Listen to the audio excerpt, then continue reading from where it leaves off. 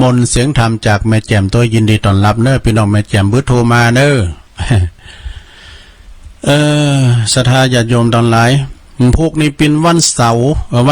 วันติดสมมาเดี๋ยววันนี้วันเสาร์ก็เดียวก็เขาก็สวดมนต์ด้วยกันกับวัดเจ็ดลินแต่ว่าตั้งคืน91นั่นก็ฟังท่านพระครูนิคมกิจจสาโลความจริงเป็นพิมพ์พระครูราชทินนาม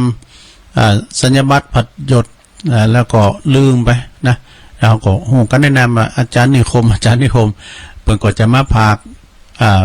ภาษาปากยอเนาะแล้วก็วันพุธนี้ก็เป็นวันติดก็ฟังพระครูวรธรรมมานาถนะอาจารย์สมศักดิ์อัคธรรมโมจากวัดหนองเหงไปศรัทธาญาติโยมทั้งหลายวันเสาร์วันติดมื้อแรงนี่มีเด้อท่านพระครูเพิ่นออกวันจันทร์ถึงวันศุกร์นะก็ฟังกันไปศรัทธาญาติโยมแต่วันพุธนี้พระครูเพิ่นก็มาอยู่วันติดนะ1ชั่วโมงวันพุธเจ้าวันติดนะก็ฟังกันไปเถอะศรัทธาญาติโยมทั้งหลายตุลุงก็มา2วันศุกร์กับเสาร์ถ้าว่ามีเวลาโอกาสในวาระสำคัญหรือว่าตุ้นนั้นได้มาตุ้นนี้ได้มาตุลุงก็ถ่าเสพ ฟังคำสั่งของอาจารย์พระครูพอเฮาก็แล้วกันพระครูอภิวัฒนวิกรมนะแล้วแต่เปิ้นเฮาเป็นลูกกรุงเนาะเปิ้นบอกก็ทำตามเปิ้นพอเฮามันอยู่เก้ากลางนี่แหละตอนนี้ไปเอานี่มาว่าทำกรรมนึงกันเด้อศรัทธาเด้อใจคุณสปะนี่เคยว่าแล้วคำก็แฮนะม่วนงานสันแล้วจากอาจารย์ต่างงานอาจารย์เพลินยาวิชัยเนาะคุณติมาตินีก็คือเป็นคุณใจดีนะคุณที่ฟังอยู่เนี่ยคุณใจดีเท่านั้นแม่ศรัทธาเนาะอย่างตัวลุงเนี่ยฮั่นว่าตัวลุงงามในใจดีนะใจกว้างเหมือนแม่น้ำปิงนี่เนาะเหมือนแม่น้ำปิงแห้งนี่ก็คุณเฮาในใจจะดิบจะดีเนี่ยก็อยู่ที่ขันตีนะบางคนในยิ้มอยู่ซุยๆอย่างครูบาเนาะครูบาหลงวัดพระบาทตักผายนะเปิ้นแจ่มให้มันดีเปิ้นจะวางไผเจ็บใหม่ดูเปิ้นจะวางไผนะเปิ้นกอยอ่อนไปโกงไปอะไรโทเปิ้นจะว่าอย่างตุลุงเขานี่ เปิ้นจะวางไว้กอยอ่อนไปโกงไปถ้าล่ำเหลือไปเลยเปิ้นจะว่ามึงลูกไหนมาเกิด เปิ้นจะว่าแล้วก็คุณตีหอมอย่างเนี้ยหอมทันทีก็คือคุณใจบุญประเด็นนี้ก็ยังฮับหอมอยู่เนื้อสถานเด้อคือเจตนารมณ์ของอาจารย์พระครูอภิวัฒนวิกรมกับทางพระเจ้าหน้าที่ที่เปิดจัดรายการเปิ้นก็มีความตั้งใจนะโอ้อาจารย์พระครูนี่เปิ้นก็มีความตั้งใจแต่แม้แต่ว่าเปิ้นมาหอมกันน้ำกาไฟกันเตกันน้ำเปิ้นเอาไปเปาะหันหมดอะเอาไปเปาะไปซื้อเครื่องส่งนะที่ตุลุงนี่ก็หลายซองยังได้ลุงไปเด้อเนอะฉะนั้นก็ญาติโยมก็หอมกันมาเลยเนอะสาราเนอะแต่ว่าไผหอมได้มาหากันยาก็โอนเข้าในบัญชีของอาจารย์พระครูหันก็ได้นะเพราะว่ามันก็มีความฉุกเฉินนะพอเราก็ฉุกเฉินเขาก็จะย้ายไปปุ่นเนาะพฤษภาคมบ่เนาะคมกันเนาะพฤษภาคมก็ยังมีเจตนาดีอยู่ตุลุงฟังเปิ้นกล่าวก็ใจดีหอมว่านั้นออกคุณโยมคนนั้นออกหมื่นออกปั้นนี่นะหมื่นก็มีนะแต่ว่าเปิ้นทำไปละเสียงเป็นหิมแสนแล้วนะไปอึดหัวโหไปแปลงเพดานไปแปลงหยังเนี่ยเจตนาเปิ้นดีก็ต้องเอาก็ลงมือกันสระของหน้าหมูลูกมันจะของไผคนใดคนหนึ่งนะของหน้าหมูกันบ่ได้ฟังดับแซบอย่างงานเมืองฝางเนาะเมืองฝางงานหลวงพ่อเพิ่นก็เอาเครื่องไปปั๊บไปปรุงปรากฏว่าดักไป2ติดโอ้โตคุณเฒ่าโทรมาหนนี่แหละสะท้าตุลุงผมจังเย็นจะได้ตุลุงขอนี่ออกถึงวันนะเนาะสถานีทางเพศออกถึงวันท่านได้ย้ำได้ยินโอ้บรรทัดจะเป็นแต่เปิ้นปรับปรุงก้าอีกโทรกันมาโหลๆมันได้ยินแล้วเนอะได้ยินแล้วพี่น้องเมืองฝางวันหน้าเขาก็โทรมาดู หน้าพันหน้าทิ้นหน้าคำหลายหน้าเนาะเจ้าปเล่งบุญศรีก็โทรมาแล้วหน้าเฮานี่นำสกุลปั้นดอนตองเนอะก็เปิ้นก็หนีล่านำโถมไปอยู่ทั้งปูนสักวันจะเอาข่าวหลับปูนมาครับนะข่าวหลับปูนนะอันนี้ก็ตั้งพี่น้องตั้งประหุฟ้าเปิ้นแต่งหือเนาะข่าวนะ ฉะนั้นก็ศรัทธาญาติโยมเนาะภายจะให้เจ้าห้อมเคิงสงก็ได้ตลอดเวลาอันนี้เป็นของหน้าหมู่ห้อมเจ้าของไปคนใดคนหนึ่งกันเฮาเป็นเครื่องไหมนะศรัทธาแจ๋วพดแผ่วเถินบ่เนาะนะขนาดอันนี้เฮาปรับปรุงได้นะเนี่ยก็ยังเสียงแจ๋วไปจัดไก่นะฉะนั้นก็ไผจะห้อมก็ตามแต่เจตนาเด้อเนาะห้อมติตุลุงนี่ก็ได้ที่ครูบาอาจารย์ที่เปิดออกรายการนะเจตนาเหมือนกันหมดอย่างตุลุงเนี่ยนะก็ใครได้ของใหม่นั่นนะเนาะของแกะกล่องเนี่ยคุณตีบ่ฮู้กุลก็คือคุณใจให้นี่นะคุณที่ฮู้บุญฮู้กุลปอเมก็ดีด่าปอตีเมกานี่รูตกบรรหกเด้อปุโตเทวบุตรเทวดายะเปิ้นเรียกว่าพระเจ้าคินเฮาเนี่ยนี่นะจะไปทำลายปอเมนะปอเมนี่ถือว่าเป็นพระคุณอย่างยิ่งเนอะก็เปิ้นเสกเข้ามาดูเสกแข้งเสกขาเสกปากเสกหูเสกตาเสกปากมากก็ไปด่าปอด่าแม่เสกแขนเสกขาก็ไปบุบปอตีแม่นี่มันได้เนอะศรัทธาเป็นบาปนะเมื่อเดี๋ยวนี้มันมีมาหมดบางพองกับปดโทเปิ้นเรียกว่าลูกทรพีเนาะไปขอตั้งปอตั้งแม่มได้ก็ไปทำให้ชับเตือก็ไปปิตูคาดมาตูคาดบ่ได้เนอะศรัทธาพร้อมกับละปอละแม่นะโอ้ไอ้บาทนี้ปอยแม่เขาเนี่ยปดลงโกน่ะลูกหลานไม่ได้มดไม่อุ้ยโอ้ยเขาก็ไปตุกลูกตุกเมตตีอื่นตีไกด์คำก่อนก็ไปฮับจ่างก่อนเนาะสัมพองก็ไปเป็นคู่เป็นบ้าเนี่ยเพิ่นก็อยู่ในกลุ่มหันเหมือนกันนะไปกดตุกลูกตุกโผบางพองก็ไปฮับจ่างไปอยู่กรุงเทพก็มีเนี่ยเอาตังหนาเป็นไปตังหลังเป็นหย่อมหยาเหมือนกันพ่อแม่ก็เงาเนาะบางคนนี่อย่างฝรั่งเนาะศรัทธาเปิ้นเอาม้าเป็นลูกก็มีนะเอาม้าเป็นลูกกาเนี่ยเอาแมวเป็นลูกกาวันนั้นก็มาตานนี่เนาะสมมุติว่าไปมาตานสี่โค้งถอดจัดหม้อตาเนี่ยน้องมันเป็นวันจะมาน้องหมาจือไปก่อนมีปันป้อนจะดีเอาไปมาวิวัฒน์หมาโอ้ยวันนั้นกินย้อนหมาได้ชูมาเนี่ยอำไฮเนี่ยไปถึงเมื่อเจ้าเขาปิ้นเก่าไงไปถึงเมื่อควายก็ปิ้นแผ่นเสือแผ่นผ้าปิ้นว่าคือน้องหมาว่าพุทธอันคนที่บอกฮู้กุลฮู้บุญคือคุณใจให้นะไปด่าปอตีแม่เนี่ยมีทำบทหนึ่งตุลุงวาแหละมันหยามนะมันกินใจนะนี่นะปิ้นเขาหำของปินันชาญครับปอครูเก่าเฮาเปิ้นตายไปแล้วนะปินันชาญชัยมังก่อนเปิ้นเป็นตุเจ้าเปิ้นบอกว่าเลี้ยงใหญ่มาแล้วเต้าหงเต้ากามาทอดตุมลาขว้างไว้เสียจ้อยบอกคือทอดตัวเมื่อยามหนุ่มน้อยแม่พอคอยดูเจ้าอยากตุกเมื่อกลางคืนเย็นแม่กึดนั่งลุกหอบเจ้านงไวกันว่าเจ้าลูกน้อยสะดุ้งตกใจแม่จักห้ามให้ขวัญมาเน้อเจ้า เวลาละอ่อนมันสะดุ้งขวัญผวาน่ะแม่เปิดจะเหมาะบ่าลูบหลังขวัญมาดอกแม่จักจำไอกว่านายลูกเต้าสะดุ้งตื่นเมื่อเวลาตื่นพักผ้าขี้เยี่ยวนายแม่ก็เอาไปซักตึงตากแห้งตึงวันเลี้ยงใหญ่มาแล้วมะม้อยจอมขวัญมีใจมอยดำปากห้าวสวกกล้ายาเมื่อปามานแม่ก็ก้องหันหน้าวังปึ้งบุญกุลยิ่งนักเลี้ยงใหญ่มาแล้วกลายเป็นเพศยักษ์บ่คืดทอดอ่านบุญกุล แม่ได้หอบเลี้ยงกำจูอุดหนุนแม่วังเป็นกุลเมื่อยามแก่เท่าบ่โดแม่ก็วังเป็นบุญเป็นกุลเมื่อเท่าสะแลแก่สะลาบ่โลเนาะฉะนั้นไผที่มีปอมีแม่ที่เตียวดุ่มที่ตัวปิ้นใจใส่ดูแลเพิ่นเนอะโธ่มันเหลือป่ะเฮาไปไหวตุเจ้าที่ไหนก็เต็ดก็ตามแต่มันถึงเตาพระเจ้าคินเอานะศรัทธาญาติโยมทั้งหลายนะที่แม่บ่จะจมจะบ่นไว้ไม่หลวงเขาจะไปจมไม่สามเขาลงไปเนอะแต่ไปเสียมจะไปปิ้นปุ้ยเหลงเย่งเขาหักเด้อจะว่าปุ่นมันอยากซะน้อยแล้วได้คือลูกหลานหักเลยนะคุณเฒ่าปากหวานลูกหลานหักคุณเฒ่าปากดักลูกหลานจังแต่อีในลงเนอะโอ้ถึงไหนคุณที่บอกฮู้บุญฮู้คุณคือคุณใจให้คุณที่มาบาดได้ก็คือคุณใจดำ ใจดำคุณที่มีสตังก็คือคุณมี ใจเสียทีนี่ขอบคุณหลายๆเนอะมีโยมเปิ้นโอนจะตั้งเขาบัญชีตุลุงนะตุลุงดอยมันได้เปิ้นโอนเข้ามือถือนี่โอ้ขอบคุณเนอะ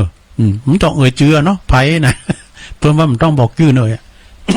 ขอบคุณหลายๆเนอะเปิ้นโอนเข้าบัญชีวันเข้ามือถือตุลุงมันลุงดอยบ่ได้สดาญาโยมก่อนโน้ก็ติวปูนนี่วันนี้ก็จะแกะพิมพ์คานเป็นคุณที่มีใจเศรษฐีคุณที่มีบารมีคือคุณเป็นคุณใจใสเนี่ยบารมีกับอำนาจนี่เหมือนกันนะสดาเนาะอำนาจคือความเป็นใหญ่นะอำนาจเนี่ยนาโกเนอะแต่บารมีนี่มันไม่เป็นน้ำหยังนะบารมีเนี่ยคุณที่มีวินัยก็คือคุณใจตรงนี่ใจมันกดงอเนี่ยมีวินัยนะมีวินัยในการขับรถขับลากามีวินัยในการทำงานกานี่มีวินัยมีระเบียบวินัยอย่างตีตุลุงพ่อนะจะชั้นเข่าต้องมีระเบียบวินัยต้องปฏิสังขายโยปันปอนก่อนเขาเคยถามหลวงพ่ออันนี้อันเป็นข้าวเฮานี่เนาะข้าวเฮาก็แหมคนเดียวของกินแหมคนเดียวห้อมว่าไปได้จะได้ว่าข้าวสารกับเปิ้นตาน่ะ มันต้องปันป้อนกูกรรม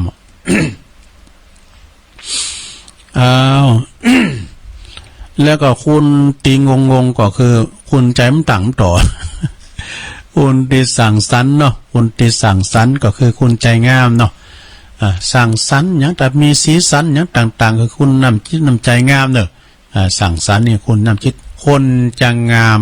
น้ำใจใช่ใบหน้าเนี่ยคนจะสวยจัญญาใช่ตาหวานคนจะแก่ความรู้ใช่อยู่นานคนจะรวยสินทานใช่บ้านโตนี่คุณรวยน้ำใจนี่มีหนักนสดาอย่าโยมนะคุณรวยน้ำใจคุณน้ำใจงามว่าเปิ้นกินเปิ้นทานที่ไหนก็ดีเปิ้นทำคุณงามความดีที่ไหนก็ดีนะอย่างนั้นไอ้นิกรชัยน้อยเนี่ยเปิ้นส่งไลน์มาให้ตุลุงเปิ้นมีคุณปูนคุณแปะมันก็หาเดียวกันเนี่ยพอกันเนอะไอ้นิกรเปิ้นถ้าว่าฝากประกาศความใจนะอันนี้เปิ้นอยู่คุณแปะปุ้นนิกรชัยน้อยเดี๋ยวโอ้เนี่ยไปโทรมาเดี๋ยวอย่าเพิ่งโทรเดี๋ยวก่อนเปิ้นบอกว่ามีนางตานีกิจเจริญพัฒน์ เปิ้นก็ได้เสียชีวิตไปตั้งศพบำเพ็ญกุศลที่บ้านคุณแปะวะวันพรุ่งนี้คณะทานน้ำใจสู่คนไทยในถิ่นทุรกันดารจะไปรวมกุศลศพนี่ภัยมีเมตตารวมได้นะครับ4 โมงก็หมายความว่าตั้งไอ้นิกรเขาเนี่ยเปิ้นมีรถออฟรถรถโฟวินเปิ้นก็ไปตามธุรกันดารเนาะพระจะหลมบุญก็เปิ้นก็เจิญได้อันนี้หมายความว่าเอาหน่อยเนาะเอาหน่อยนึงก่อนก็เดี๋ยวจะจบแล้วเดี๋ยวจะเปิดสายเจ้าหน่อยนะสดาเนาะเกมไวเนอร์สายไก่คนนำใจงามคนที่ถวายต้านก็คือคุณใจใหญ่นี่คนใจใหญ่นะคนตีบ่ซื้อบ่ไซก็คือคนใจโลเล คนตีเกเรก็คือคนใจต่ำใจดำคนตีบ่มีศีลบ่มีธรรมก็คือคนใจมองคนตีจ้องห้องก็คือคนใจมั่ว คนตีทำชั่วก็คือคนใจหยัก คนตีหนาบ่หักคนตีบ่หนาหักนี่ก็คือคุณมีใจลุ่งลัง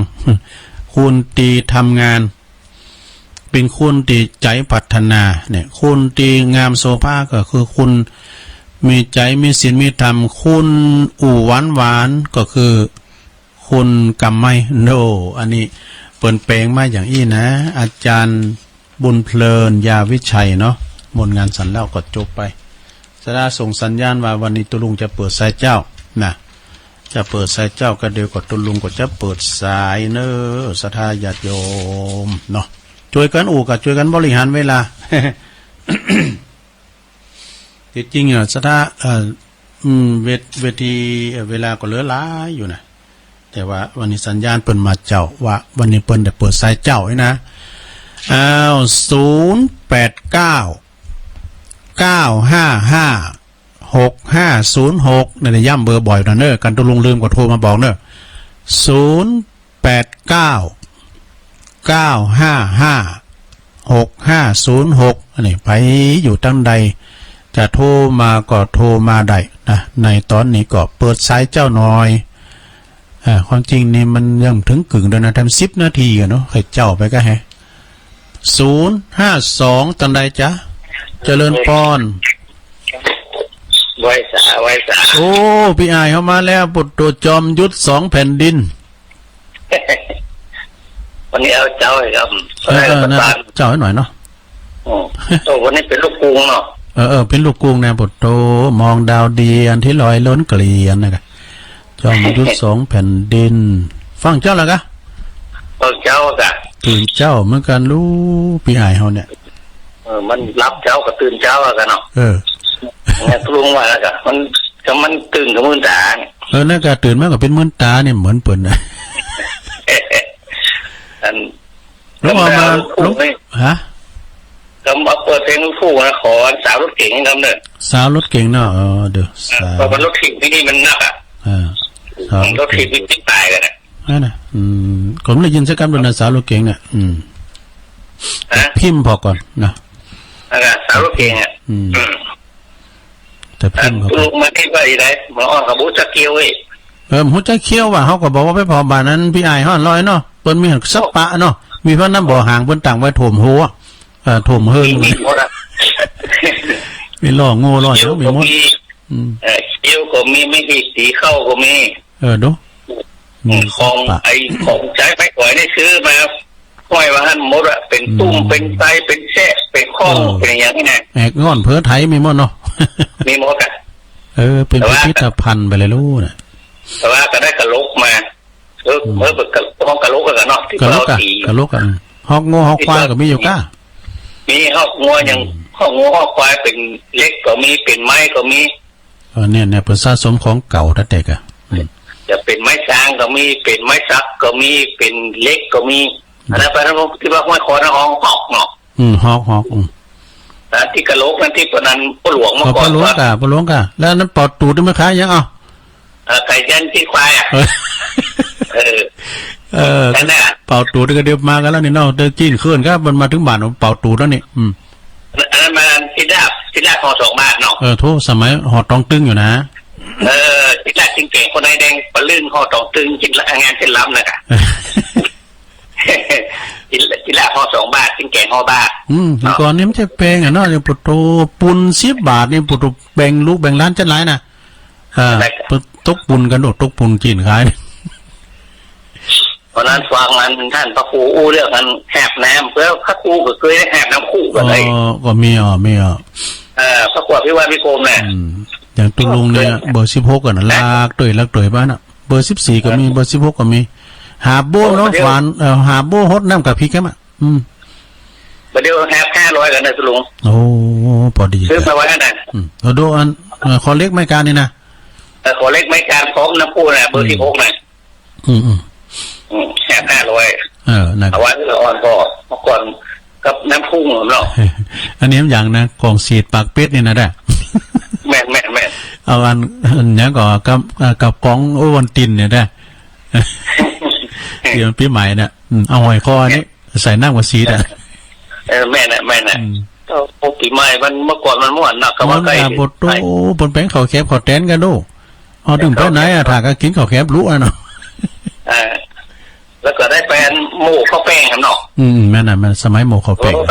เข้าคิวถ้าหมูข้าวแป้งแม่เนาะประเด็นนี้ซื้อมาไว้บ้านอีก10 อันคนที่หมูแป้งนั่นน่ะทำหน่อยเขาทำโหเนาะที่หมูแป้งนั่นน่ะเอาแป้งน้ำตกผ่องเอาแป้งยังห่อกันเอาพอคุณถามก่อนโมเป็นเป็นที่โมนมันคอยลงไปตัวหน่อยได้แม่นมันบ่าวสาวก็ไปเงี้ยฮะกันนะอะไรคนไพ่ค้ากะสาวไปช่วยกันโมเขาแป้งขนมจ๊อกเนาะแป้งขนมจ๊อกแล้วก่อนก็มีกิจกรรมหลายกันเนาะอย่างว่าหอ1ครับในใกล้นะก็กันอันปีใหม่ปีวันเนี่ยโอ้เหมือนกับผมเป็นละอ่อนนี่มันนึงตี3นี่สาขาหลอกตีปอที่เราแล้วหลอกโคตร จัดการหมูแล้วหรอก เฮานี่ก่อนนี่เพิ่นสันเข่งกันย่าเฮาเอาอันไม้โหกน่ะที่มันต้องไปซื้อมนทบศูนย์ไฟกองหลวงก่อนนั้นเพิ่นสิห้ามย่าเอาไม้โหกก็ใส่มาแตกโบ๊ะบ้าบ่บ้า แม่อย่างกับที่พนันดังไปอยู่กับเจ้านะอ่ะก็เมื่อก่อนนี่เป็นอีไม้ฮะตกปูนกันหรออีหมูนะเนาะตกปูนกันด้วยบ่โทษปูนเป็นไล่ห้องกันมาละ3 โมงนี่ลูกดังไฟหรอจะฆ่าหมูแล้วหรอมันโมนก่อนเนี่ยเปิ้นโฮดน้ำปีใหม่กันได้มา10 วันล่วงหน้ากันนะเปิ้นโฮดกันเนี่ยเกิดถนนก็กันลูกแม่แล้วป่นกันเป็นบ้านร่วมก่อนน่ะแต่ว่าหมูอันอาคารหลอกนั้นบ่ได้กินนะเมาน้ำขาวยุกเปียกเพิ่นเมากินบ้านพันน้อยๆน่ะมีชุดบ้านเนาะอย่างพระอาจารย์เอาหลักว่าน่ะมัดไว้ที่แหล่งเสาแหล่งม้าเนี่ยเอาวีเอาดุ่งเขาวีมีสปามก่อนเพิ่นจะโคตรจะเกลียดกันเนาะแม่นเพิ่นมีน้ำใจต่อกันมีน้ำใจต่อกันเดี๋ยวนี้เขาจะหาอย่างที่อื่นแต่ที่ลงแล้วมาเนี่ยมันไข่มีอย่างไรเนาะมันก็มีละแล้วก็เขาไปดู YouTube ดูอันนี้ประเทศลาวพวกอะเหมือนเขานะอันนั้นนี่ย้อนยุคไป50 ปีอ่ะทางเมืองลาวเขานี่นะเปิดนั่นหลักแล้วทางเมืองยองพงก้าเมืองลาวก็ไอ้น่ะเนาะสาวรถเก่งไอ้เอาพูดก่อนเนาะขอบคุณอะไรนะแบนเนอร์สวัสดีตุสัตตุอ้าวพี่อายไต่หัวเข้ามาเป็นสายแหลกเนอวันนี้เปิดลงหน้าไปก่อน0899556506มาแล้วหลวงพี่มานิดกล่าวนมัสการหันว่าครูจอมยุทธนี่มีอดีตนะเนี่ยลูกพูดอ่ะตั้งเงินหลายปีพูดมาโม่เข้าแพร่รับจ้างเธอกะต้องไปเจออะไรสักวันจะไปหาจอมยุทธจะถามเตรียมหอนวานโม่กี่วันกี่คืนถ้ามันไม่ได้อยู่รับจ้างกันเลยจอมยุทธลูกแต่ที่ฟังกันนะมนุษย์เราดีนะเป็นได้พองถ้าเขาเข้ามาเนี่ยนะเอ็นมันตึงโอ้หลวงพ่อดีกับหลวงพ่อมานิดเนี่ยแข็งแรงกับแดงปลึง71เนี่ยผมนี่แข็งแรงอ่ะ72เนี่ยเขามาร้องอ่ะจะร้องวันเกิดได้บอกเลยร้องวันเกิดได้บอกเดี๋ยวเราหาเลยลูกพูดเรื่องเอ็นหมดเซ็ตเด้อเอ็นตึงหนังยานเติบเตยทั้งกลางเนี่ยรุ้งคอหย่อนคอยานเลยเนาะคอหย่อนคอยานที่มันตึงก็อย่างเดียวแต่หูไข้หัวยังควรให้ดิเดี๋ยวนี้นะตาลดตาฮดตาฮีหินกาดจะเพาะหินแห้งก็อะไรแบบนี้เนาะแม่น่ะอันตัดตัดเลยนะติงามไหนเนาะไม่คันยับใจกับเดียวเนี่ยเนาะใจข้างงามจะดูเงาในงามตรงนอกตรงไหนเนาะเป็นแบบที่กันนี่ก็โม่เข้าหาแล้วกันเอากันไก่กันเลยห้องมันมีแค่แล้วแบบเจียวมันเจียวไหนเนาะก็เสียหมูเดียวกันนะขอบคุณค่ะโอ้เข้าท่าคันแม่น่ะ2 ตัวนี้ถ้าได้อู้กันนี่นะคิวบุกสำหรับคนที่ฝันยืนเลยถูกไหมเอาไม่ถึงธรรมะไม่ถึงบูกันบ่อนจอมยุทธอยู่ดีมีสุขเนอะปัสจากโรคใครเจ็บโควิดไม่ต้องกลัวไปรับไงก็เคยหัวช่วยให้ช่วยปัญญานะน้อขอบคุณท่านพระครูยองสาธุสาญาติโยมทั้งหลายสาธุหลวงพ่อมานิดเนอะนี่นะแต่พองลินพองอ่ะนะไข่โหน่ะดีนะสถานดีแล้วให้เจริญปอนพระเจ้าอันโยมอยู่ไหนเนี่ยไม่ย่อยฉันซ้ายอ่ะไม่ย่อยฉันซ้ายเจ้าไม่ยมสมพัดมาแล้วฟังเจ้าแล้วบจังหวัดที่3นะเจ้าตื่นเจ้าแม่ย่อยสันทรายทั้งก็ลงไว้ค่ะแต่กันเนาะแต่ไหวพารับศีลวันนี้ยังค่อยหน่อยมันปวดไข่หัวเลยโอ้เศร้าแล้วนี่มันทาเอาหนาวตาสักน้อยอากาศเย็นก็ปะอันพอให้พอดีเดี๋ยวนี้ก็เปิดพัดลมอ่อนๆเนี่ยเปิดนักก้มไหนมันจะเป่าไหมแล้วก็แอร์ก็เปิดนั่นไหนเพราะว่ามันดังก็มันเข่าไหม ของตุลุงหมดดี โอ้ดีละขอบคุณในไลน์เนอร์ที่เปิดฟังนะ เจ้า บุญรักษาแม่สมพัฒน์เนอร์อยู่ดีมีสุขเนอร์ เจ้า สา เจ้า ธุอ้าวสายต่อไปเข้ามาเจริญปอน เจ้าได้แต่เจ้าท่านก็สุดไม่ลง อยู่ตั้งนายจ้ะแม่หยัง จะได้ดังใจไม่นอนนะเจ้า แม่นวลเนาะโอ้แม่นวลป่าเดชดอนใจแม่นวลฟังเจ้าละกะ เจ้าเกิดที่ท่านเกิดอันน่ะปองสังขารเนี่ย แต่กะมาเต้นมันเคยไปเกิดกับเปิ้นตีว่าเป็นจริงอันนี้สบับเสียนอยู่นะสบับไม่สวดไม่ได้ไม่ขนาดนั้นน่ากะเอาสวดไปก่อการโอ้เหมือนกันเนอะคืออยากจะเท่านะผมเน้นก็เท่าแล้วนะสวดตัวนั้นขามันไหลนะน่ากะมันปองสังขารมันปรุงสังขารดูฟังเพลงนะก็โมนนะสังขารธรรมเพลงนำรายการตุลุงนะเพลงก่อนนะเพลงลงนั้นนะขอบคุณแม่นนท์นักๆเนอะป่าแดดดอนใจสาธุแม่นนท์เจริญปอนไหว้สาเจ้าแม่จันทิพย์มาแถมแล้วโอ้นี่เปิดเพลงทุกใจขนาดเลยจ้ะนะมองดาวเดียนตั้งแต่เพลงแรกเกตกันลามแต่กะวันนี้เอาไทยลูกกรุงไอ้กั้มเนาะเจ้าสลับซะเป็นไอ้ผงสังขารก็ดีแท้ๆเลยน่ากะผงสังขารท่องก็ประจำฮะแล้วก็พยายามท่องเหมือนกันท่องกันจับอากาศมันเอาให้พองอากาศนี่น้องเบลบนคอมาแล้วเขาก็มันเป็นบทสอนจะดีเนาะจะลุกก็โอ้ยจะนั่งก็โอ้ยเหมือนดอกไม้โรยไม่มีเกสรเนาะขอบคุณแม่จันทิพย์นักๆเด้ออยู่ดีสบายเด้อสาธุแต่ปิ้นพระครูแล้วตามมือฝางล้อแม่ปานี่เขาเจริญปอนเจ้าไหว้สาเจ้ามาแล้วกันเนี่ยไม่ลีกะไม่เลียแม่ปานี่เมืองฝางแ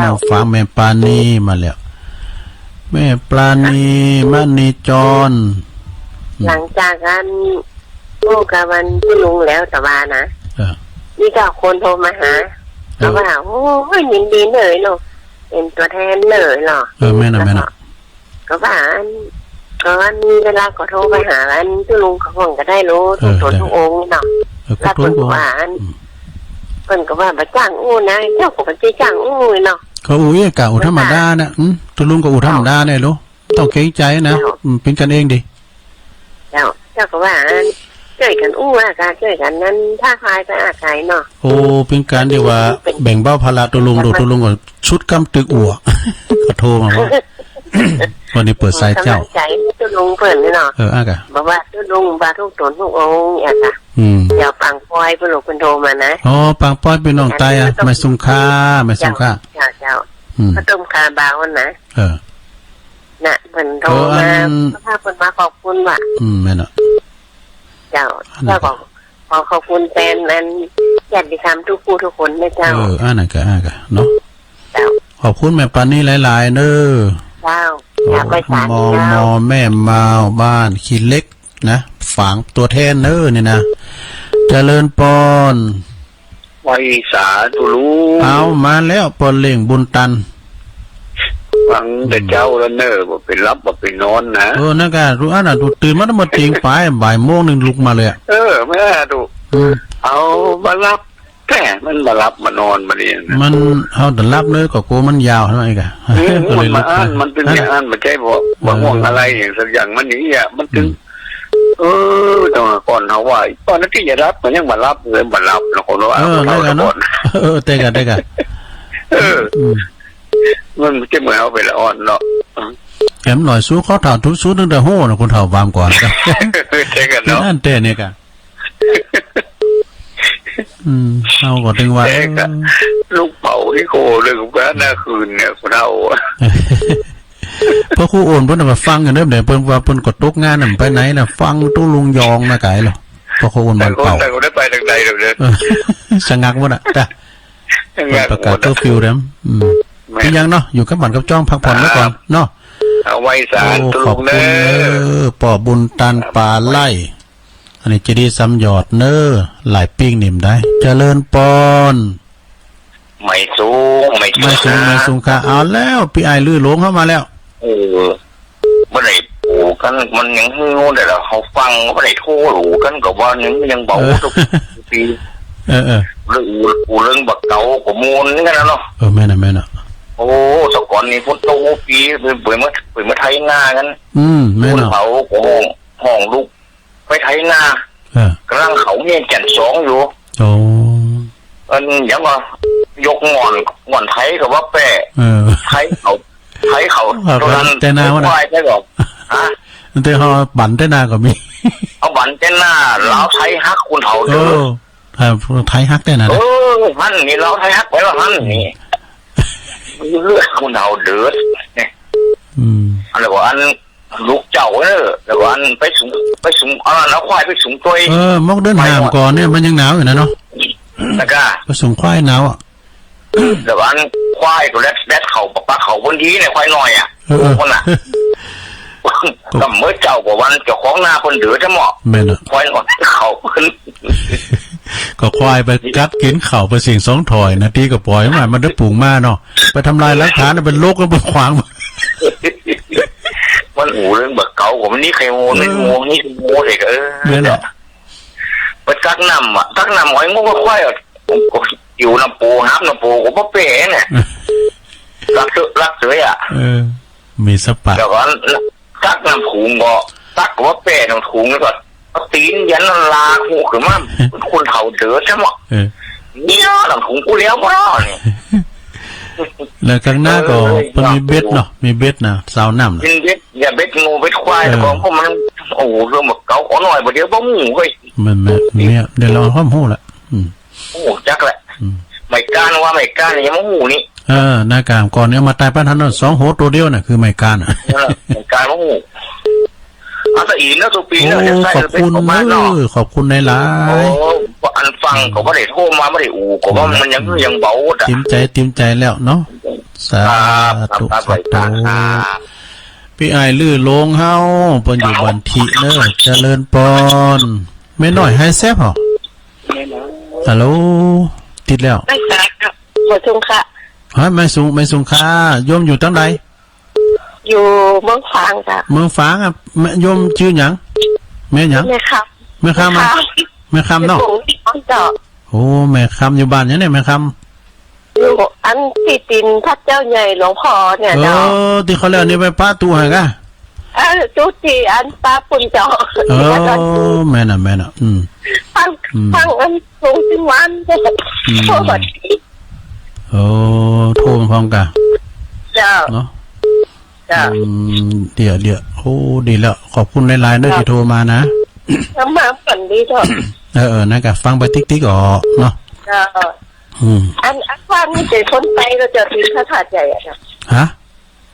อยู่พระธาตุใหญ่ที่หลวงพ่อคนไปหมดอ่ะเจ้าโอ้อยู่เป็นน้องไตในหมดนะพี่น้องไตหมดอ่ะโอ้เป็นน้องไตนะเพิ่นคักเพิ่นหมันได้ตุ้ลุงเขาได้ตุ้เจ้าเป็นน้องไตมาเหมือนกันน่ะให้อันพระโคเพิ่นเอาท่านไตออกนั่นก็น้อมก่อนในตุลุงโอกะตุปีโออ่ะยี่เฉียงเปิ้นอยู่ใหม่เชตะวันนี่นะอันนั้นเปิ้นในปโตส่วนร่วมของพี่น้องไตแด่ๆเปิ้นจะร้องเขาล่ะเนี่ยปูดรู้พี่น้องไตแห่ก้องแห่งกองกันวันค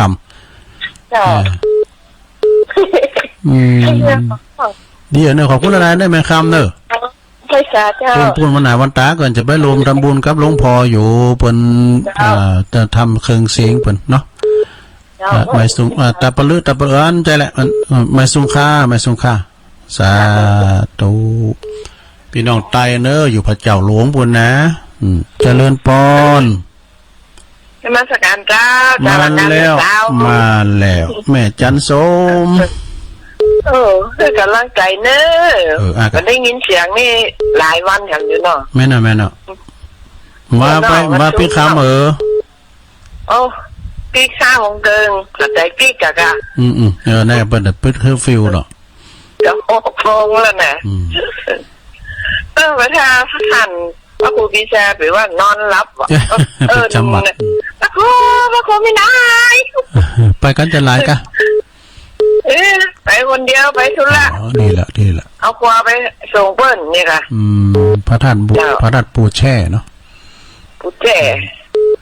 เจ้าฟังเปิ้นนะแก้ปัญหาไปหมดเฮาก็ฟังเปิ้นม่วนอยู่มันคนอื่นที่เพิ่นโทรมานะ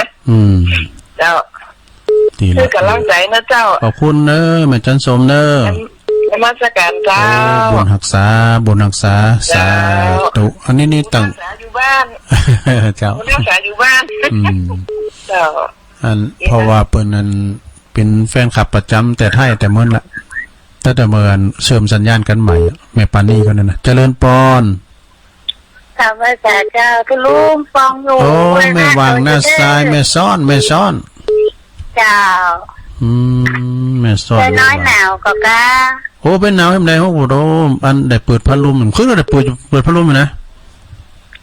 ขึ้นนะไม่หนาวอยู่เด้อมาเจ้าเลยนะตั้งบังลี่ขึ้นหนาวอ่ะได้โอ้เจ้าตอนไฟก็ฮ้อนนะชัดเจนดีเจ้าตัวพี่ปั้นก็โทรมาลำบากเจ้าสาธุแม่สอนปวดโอ้แม่หวังหน้าทรายเลยอันพระบาทหอยตุ่มไว้กันนะเนี่ยแม่หวังบุญเนาะเจริญปอนโอ้เข้ามาใหม่ แม่น้อยหายแซ่บ0899556506เปิดสายหลายเนาะเจริญปอนไหวพระเจ้าตุมาแล้วแม่จันเรือนใสมาแล้วพี่กันนอลบหมอนเฮานะแม่จันลบหมอนเฮานี่มันจึงใจการใดอยู่ในน้ำเฝ้าเฮือนใดได้การหอมนั่นก็เฝ้าเฮือนใดเพิ่นจะความจำเลินๆเนาะเที่ยวไปเที่ยวมาได้อยู่นั่นก็โอ้ดีแต่กินข้าวกินนักของคนเดียวได้อยู่โอ้บุญเก่าคนเดียวได้อยู่อดเอามันแถวร้อยนะโอ้ถึงร้อยอยู่กะถึงร้อยปลายอยู่อ๋อโอ้เป็นบุญเพิ่นแต่แม่จันก็จะอายุยืนอยู่ฮะเนาะกรรมพันธุ์เนาะแม่จันก็อายุยืนเพิ่นมีลูกตู่จางว่าเพิ่นมีลูกตู่บุญธรรมตู่ลุงก็ว่าขอสมัครเป็นลูกเก่าเป็นลูกตู่บุญเก่าบ้าตู่ลุงมันเฒ่าแล้วอ่อนหน้าแก่เลยแม่กันนี่ว่า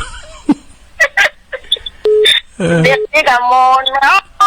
ลูกตุลานทุกคนอ่ะแม่น่ะโอ้มีความสุขใจละโอ้ดีแล้วไม่โมนกัน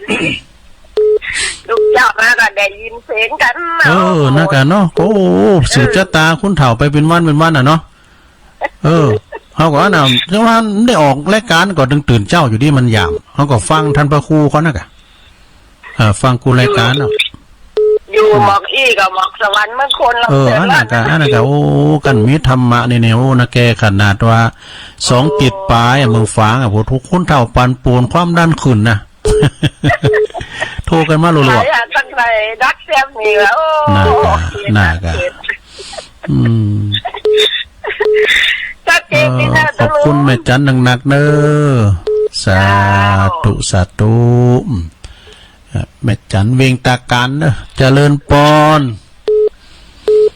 สายไก่เขายังมาเดี๋ยวแฮแม่สีเขาน่ะสังลิงเขานี่นะตั้งไก่เขาเนี่ยแม่ปานีเขาตุ่นผึ่งมาเขามาแม่เพนเขาเจริญปอนฮัลโหลติดแล้วนะเอาฮัลโหลดังกอยไปเนอะได้ยินเหรอเจ้าแม่อยู่ไหนแม่เมืองวะโอ้เมืองเล่นมั้งนะเป็นคนเมืองเปล่าเจ้ามานอนเนี่ยหาลูกหลานเจ้าเป็นคนเมืองเปล่าเนาะเจ้าฟังเจ้าตัวคืนเจ้าดีกะเจ้าเมืองเล่นนี่อำเภออย่างบนเมืองเล่นอำเภอสันทรายสันทรายเนาะให้ฟังเจ้าแล้วเนาะดีกะฟังไปติ๊กๆเด้ออยู่เมืองเปล่ามาอยู่ตัวฮะ ไปบางเปล่าผมไม่ได้ยินอยู่มาบางเลนนะได้ปะเขาแปลงเอฟออกเอให้กับแม่เนอะได้ยินหมดอ่ะสาธุนะแม่เนอะอินดูเปิ่นขอมาแถม0899555656เจริญปอนฮัลโหลฮัลโหลการตะลุงเจ้าโยมอยู่ตั้งใดปะตึ้งของกุลาเจ้าโอ้อยู่ป่าตึ้งไงแม่เนี่ยแม่เอ้ยเจ้าโอ้แม่เอ้ยฟังตะลุงตึงวันเจ้าดีกะเจ้าป่าตึ้งหลวงปู่หลาเนาะเจ้าฟังยองหูเหลืองหูเหลืองเนาะชัดเจนนี่เนาะเจ้าชัดเจนดีเจ้าแม่เอ่ยป่าตึงหลวงปู่หลาตุลุงเคยไปกับไปไหวหลวงปู่หลานะก่อนอ่ะไปการเนอตุลุงเจ้าสาธุเนอบุญทักษาเนอเลยไปทับหน่อยก็อันไปพอเป็นแข่งบ่อไฟอ่ะแล้วก็ห้วยล้านนี่ก็ก่อนเจริญปอนไหวสาครับตุลุงเอามาแล้วไอ้โควิดเนาะดอยหลังถ้ำมาแล้วครับวางสมตุลุงเปิดรอบแรกครับลุงตื่นมันก็เลยบลักเนี่ยดีกันลุงตื่นเนาะเปิดวิทยุไล่จะมันตี2ไปฟังเองเร็วเนี่ยมันแง่มอาการมันพี่ยังก็ยังเต้นโทรมาอยู่ดีแล้วครับออกคนได้ก็ไม่ได้เพราะเคอร์ฟิวอ่ะไม่น่ะกะอยู่ห้องอยู่เฮือนในก่อนอยู่ร้านวางจะทำโมอย่างเดียวได้จะรู้เดียวเนี่ยดีแล้วฟังกันไปติ๊กก่อนเนาะฟังถึงเจ้าเมื่อคืนเมื่อตอนมาจอนกับฟัง96อ่ะไงเนี่ยฟังมันตึงตอนหมดเราก็พระเจ้าจะตนเป็นมาเนี่ยเป็นเก็บทำเอาไว้ในชีวิตเปิ้นก็ไปสไตล์ไพ่สไตล์เปิ้นเนาะแต่ตุลุงก็มาสไตล์ตุลุงเนี่ยแต่ตุลุงมาผมแบบเป็นคนแม่เล่นแบบนี้อย่างเงี้ยมาปิ้นเมย์วันนี้แล้วจ่ายตุลุงไปครับเลยขอบคุณไอ้โควิดดังๆเด้อโธ่อันนี้ก็จิตอาสาแต่เนอไอ้โควิดนี่นะบัดไตวันเนื้อเปิดมีการไม่งานเปิดไปกินไปตานโดยหมดเป็นจิตอาสาด้วยเจริญปอนก็เดินนะเข้ามาใหม่เจริญปอนว่าสาธุพ่อบุญมีเมืองกลางมาแล้วครับพ่อบุญมีฟังเจ้าแล้วเนาะครับพอไปเจ้าละดีกะตุลุงก็ชัดเจนดียังพองเดี๋ยวมีปัญหาถามยังพองผมว่าอะไรมันจะตอบคนใดทีมตอบปัญหาเป็นพระครูสุเมธเขาพระครูอภิวัตเขาเนี่ยตุลุงจะตอบปัญหาไหนแล้วมันมีกับเจ้าอย่างถามเราแล้วว่าคำมาจากยิ่งจากขึ้นแต่ว่าคือไม่เช้าคือไม่สมองอ่ะตื่นเจ้าแต่เนาะตัวมันง่ามเท่าแค่ตัวเนี่ยนะตุลุงก็ออกรายการแล้วก็จะเป็นหนึ่งเข่ากันวันนี้จะไปอุดจีนเนาะอุดจีนแห้งพอแต่แกงนุ่นเลย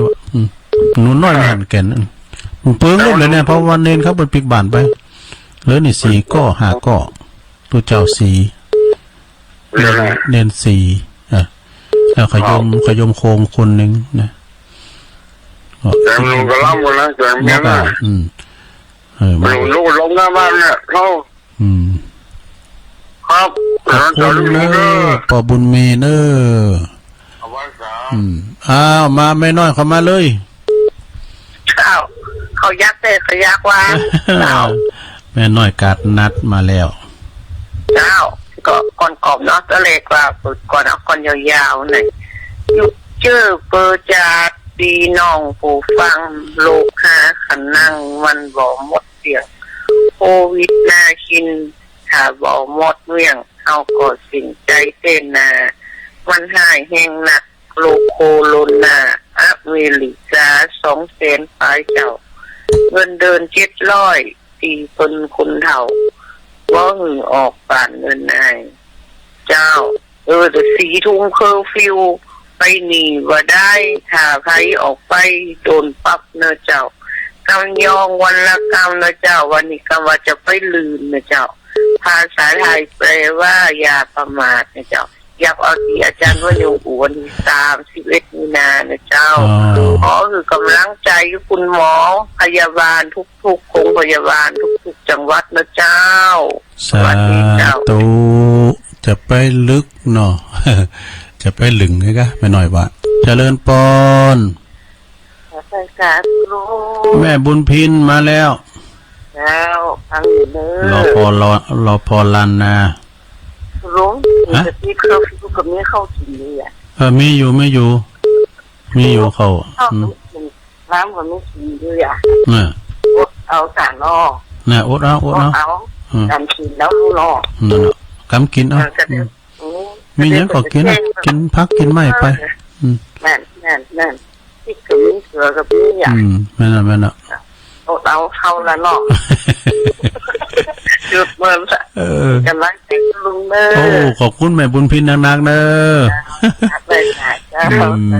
แม่หมอนน้อยแม่บุญพินโรงพยาบาลลันนาเด้อดูแลจัดเจริญปอนจำไว้สาเจ้าตะลงฟังอยู่เด้อแม่สายทองแต่ตัวเองแม่สายทองแรมเป็นน้องวิจารณ์ยะน่ะกะฟังเพลงม่วนดีเพลงเก่าอ่ะเพลงเก่ามนนะเนาะเมื่อวานขอฟังเพลงยุ้ยพี่เจนัทวัฒน์พี่สาวอ่ะพี่สาวเนี่ยบ่เจ้าเดี๋ยวผมมองเจ้าไปได้ต้นเจ้านี่นั้นป้อมข่าวรู้ฟังนั้นป้อมข่าวก่อมนพ้นทักแหละข่าวม่วนดีเนาะตะวันจะโทรไปกันเลยพี่น้อยใจหวานที่นั่นจะเย็นอยู่ไหมนะกะไปหันตัวจริงแล้วในที่วัดดอนจันทร์อ่ะเป็นมาเป็นโคศกด้วยกันฮะกำลังใจทุกลงเลยสักเจนดีเด้อเจ้าคุณแม่สายทองหนักๆเด้อเจ้าแต่ว่าเจ้านัทวัฒน์เนี่ยประจางอู่พี่สาวคนสวยแต่แม่สายทองก็ซื้อครีมซื้อแป้งมาโมะหนานิดเดียวเจริญปอนไม่ฟ้าเจ้าแม่อยู่ไหนอยู่บันทีลงเจ้าบันทีลงมาแล้วแม่ยังก่อนโตหลายเจอก่อนเดี๋ยวก่อนนี่แม่ชื่อยังก่อนแม่มานี่เจ้าแม่มาลีไงเนาะมันนี่มาลีก่อนมันนี่เนาะบันทีลงนอนนี่เจ้านอนนี่เนาะบันทีลงเด็กฟังครับวันนี้วันเดียวเนาะวันนี้วันสุดท้ายตุลุงกะครูเขาก็ฟังพระครูวรธรรมมันนาฏพระครูสมศักดิ์นั่นประกอบเทศธรรมบทประสูตรคุ้นลงเนอะบุญนาสวดยาวเนอะยาวทั้งตุลุงก่อนยาวฟังไปจะได้เสียงสตั้งสักบาทชื่อฐานใส่เนาะเป็นครูเป็นกีมกันไปมันรับมันตื่นพอดีมันตื่นมากก็ฟังไปทางพี่น้องทางนาวัดเมืองจีก็ฟังนะแม่จิตเขาตัวแทนแม่ยินน่ะลองคือกวาวดักไว้นะถ้าดัดติ้งได้ก็ได้พวกนั้นแม่ยินนะตังปุนแถมตังแม่อัมไพบันขวางแล้วนะตัวแทนเป็นมีหลายแล้วเนาะตะไลปงชัยฮะเจอกับว่าโทรมันคิดง่ายไงเนาะมันแก๊สแม่มานี่เคยโทรมาหาตัวหลายเตือกะเจอหลายเจอละดีกะฟังก็เจอแล้วฟังตัวลุงอ่ะโมนดีแต่ฟังย่องเหมือนกันนะเนาะหายงอมหายยังย่องกับโมนเช็คกับโมนโอ้ยสาธุมีไฟส้มสักเตือนนี่เลยนะตัวลุงตัวมาละตัวลุงเจ้าตัวลุงนะยืดจะได้เจ้าก็ประมาณ3 เช้าเนี่ยนะ3 เช้าไปถึงตัวกล้าเชียงขนมแต่ไปขอหน้านี่หมดตัวมันจะเสียงเนอะมันปีนกันนะมันปีนกันอันไปพอหน้านี่เล่นนี้อ่ะนะมวยเลยกะแล้วไปพอไปฟังเสียงทำไปครูอภิวัตนะมันจะ50-60ไปพอตัวน้อยพระครูอภิวัตเนี่ยมันหนุ่มอยู่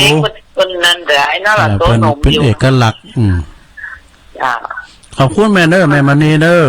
บันทิโลเจ้าไว้เจ้าสาธุเอาทั้งสายหนึ่งสายสุดท้ายทางใดจ้าก็เดี๋ยวตุลุงจะได้ออกรายการแล้วก็เดี๋ยวก็ ฟังสวดมนต์กันต่อเนื่องวัดจิตลิ้นท่านมหาเขาเปิ่นพร้อมอยู่ในวิหารแล้วนะท่านเชื้อตุปีเจอเอาละกับเปิ้นมาแล้วก็ปออีกกันเนาะ